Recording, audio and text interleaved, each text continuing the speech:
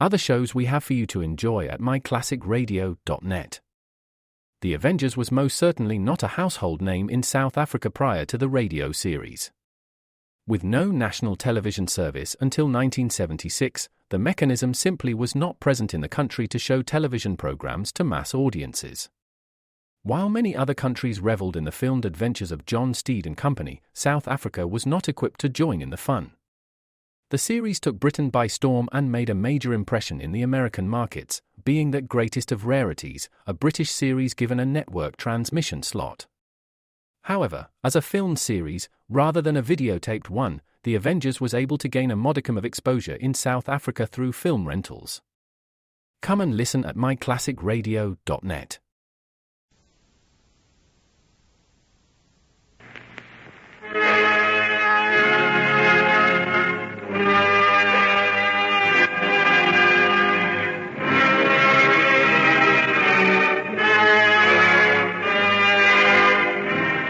Ladies and gentlemen, we now present George Edwards in Dr. Jekyll and Mr. Hyde.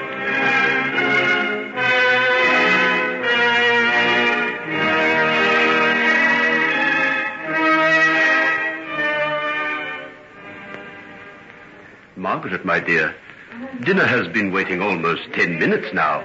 Do you intend to wait any longer for those two young men? No, Father, I don't think I will. Oh, here's Hugh now. I wonder where Henry is. Perhaps Hugh will be able to tell us. Margaret, 1,000 apologies. Henry and I went off to spend the day out in the country and didn't get back until late. Where is Henry? Isn't he coming? There was a call waiting for him when he got in. Something rather urgent, I think. He said to tell you that he'd be along as soon as he could. I didn't know Henry was bothering much about a private practice. Oh, this is one of his patients in the East End. You knew he went down there twice a week to give free advice and medical attention, didn't you? No, I had no idea. Neither had I. How long has he been doing this, Hugh? Oh, for quite a while, I understand. He was telling me this afternoon that he intends equipping a proper clinic with some of his mother's money and possibly opening a convalescent home somewhere out in the country where poor people can go. Why, Daddy, isn't that splendid? Oh, now I can understand what's kept him tied up in London all the summer.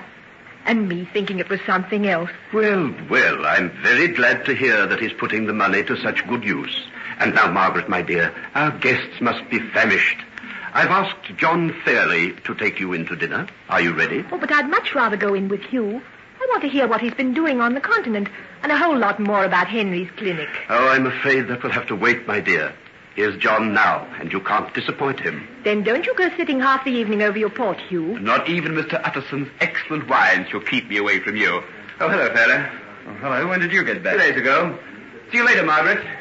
Hugh, will you take Miss Dawson in? Yes, certainly, Mr. So I draw the prize after all. What do you mean, John? When I saw our good friend Hugh Lanyon arrive, I thought that you'd be going into dinner on someone else's arm. Which proves all over again that one should never despair. What do you mean by that, Margaret? I mean that Henry isn't here, and see, I take your arm. And why isn't he here? What can there possibly be to explain his neglect of you all these weeks? His failure to come tonight? Fortunately, I can now tell you. Henry's gone to attend to one of his patients in the East End of London. The East End?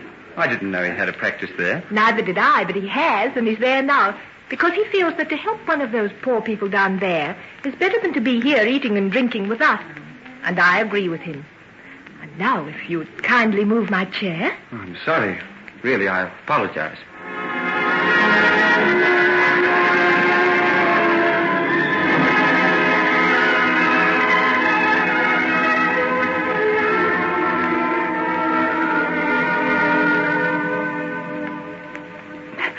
Henry, where are you taking me? Wait till I unlock this door. Oh, but this is the same place you brought me to before. Yes, and the place you ran away from, you little goose. You didn't come back. Well, I couldn't. When I went over to the house that night to get you some clothes and food, I found my father there. How could I explain to him about you? I had to pretend to go to bed. When I came over here an hour or so later, there was no sign of you. Oh, Henry, if I'd only known. And then you ran out of the place and tried to throw yourself into the river from the Battersea Bridge. What else was there for me to do? I had no one, no friends, no money, no nothing. Poor little Hetty. Well, sit down there and I'll get you something to drink. Here. Now take this. Thanks. You had me, you know. I tried to find you the next day. I went to the place where you were, but they wouldn't let me see you. You come to the prison infirmary? Mm-hmm. Oh, if I'd only known. It would have meant so much to me.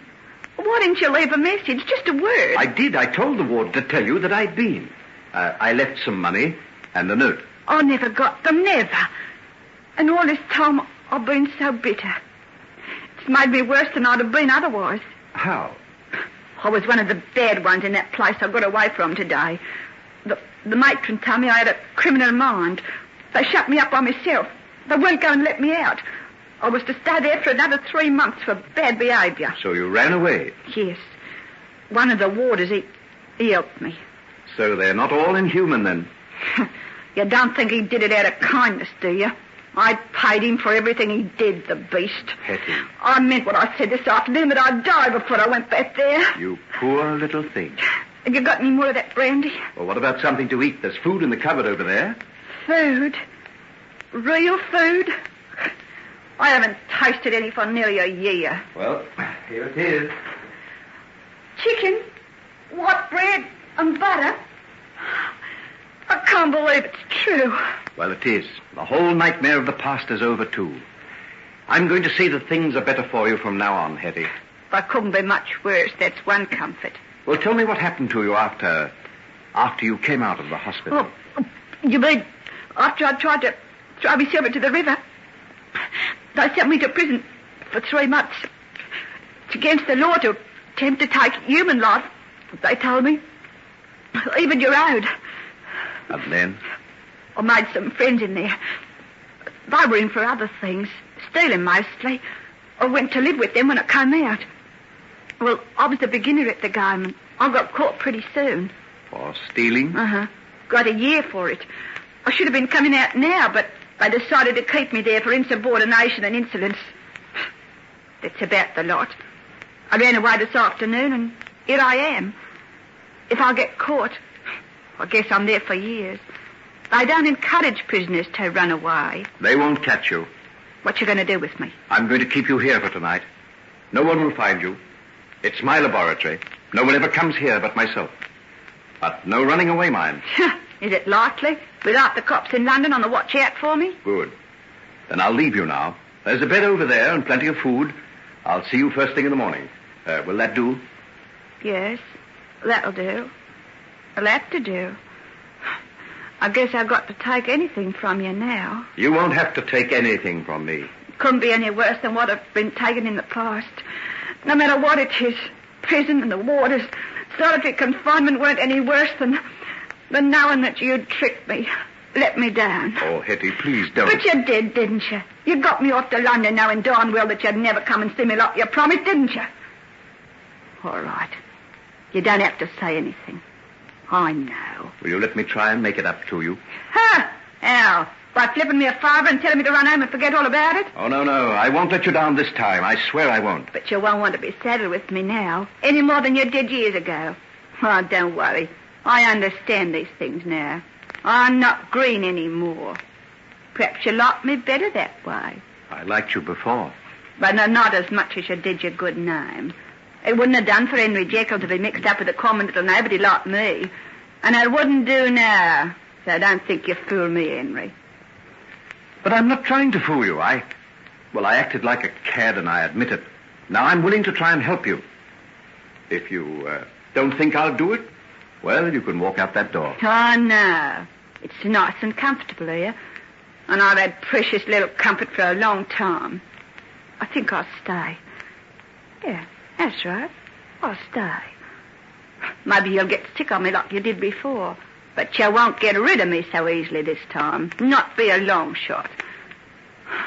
If you only knew how much I've learned since that night you kissed me goodbye in the old mill. I don't blame you for being bitter, Hetty. Thanks. Well, you can run along if you want to. I suppose you've got some pressing engagement somewhere.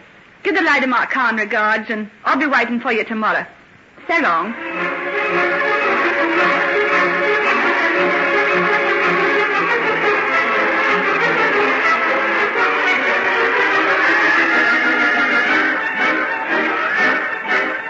Henry, you've come at last. I was beginning beginning to despair of you. I'm most awfully sorry, Margaret, but it was impossible to get away before. You don't have to apologize.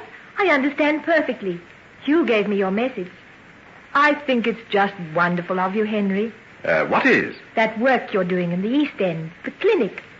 Why didn't you tell me about it before? But, who told you now? Why, Hugh, of course. Well, do come into the other room with me and tell me all about it. I do think you're mean, you know. I've been wondering and wondering what you do with yourself, and all the time you've been helping these poor people. Won't you let me help? Why, I don't know what to say, Margaret. Well, surely there's something I can do there. I could take temperatures and bandage legs or arms. Can I see you for a moment, old chap? Yes, of course. Will you excuse me, Margaret? On condition you come back immediately and tell me everything. I'll do my best. I won't be a moment. Well, Hugh, what's the matter? Look here, I didn't know what to say to account for you not being here, so I said you had a call to go down to one of your patients in the East End. Now, that's all right, isn't it? Oh, I suppose it is. But I told you about my work there in strictest confidence, you know. Oh, yes, I know, but dash it all, something pretty desperate had to be done. Margaret was looking daggers, just about ready to throw herself into John Fairley's arms. The clinic saved the day, old boy. I wonder. Oh, of course it did. Anyhow, why should you be so secret about it? It's something anyone could be proud of.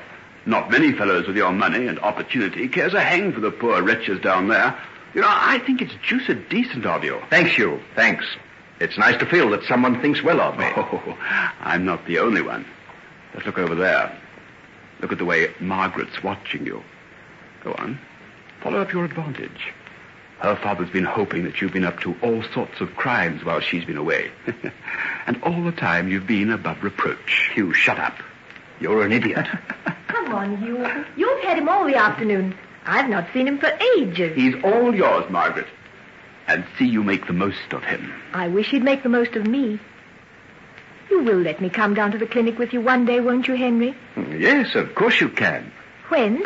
Would tomorrow afternoon do? I'll be busy in the morning on something else. Oh, yes, of course it will. I'll put off everything else for it. Why didn't you tell me about it before? Well, I wanted to be sure of it. Sure of myself. It's just an experiment so far. I know it'll succeed. I'm so happy, Henry. Tell me, are you just a little pleased to see me again? Pleased? My dear, if you only knew.